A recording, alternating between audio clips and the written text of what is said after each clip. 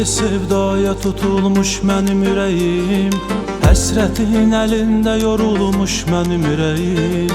Son danışıqda xoşbəxtçilik diləmişdir, o özünü xoşbəxt, məni bəxtbəxt eləmişdir. Alınmırdı biz danışanda dalaşardıq, bir neçə dəqiqəlik küsərdik, barışardıq. Mən ki dedim gəl ayrılaq, düzgün olmadı. Cəhd elədin gəl barışaq, mümkün olmadı. Bəxtimə yazılıb ayrılıq, tənhalıq qəmi, getdi bir də qayıtmaz ki ayrılıq gəmi. Sevməyi sevdim necə var, amma sevilmədim. Ürəkdə qaldı arzular, yaşaya bilmədim.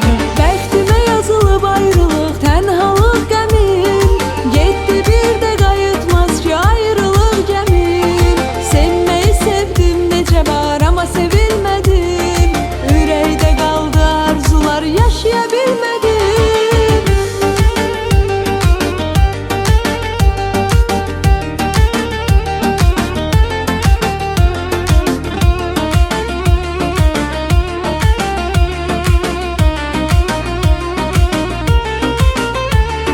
Ayrılıq mənim ömrümü yeyib bitirdi, sevincimi məndən alıb kədər gətirdi.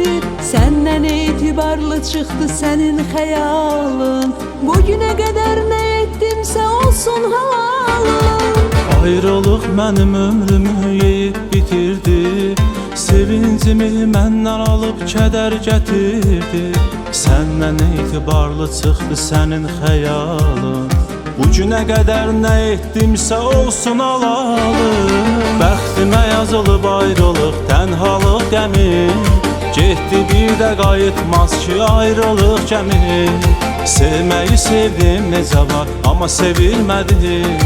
Ürəkdə qaldı arzular, yaşaya bilmədim. Bəxtimə yazılıb ayrılıq, tənhalıq qəmim, getdi bir də qayıtmaz ki ayrılıq gəmim.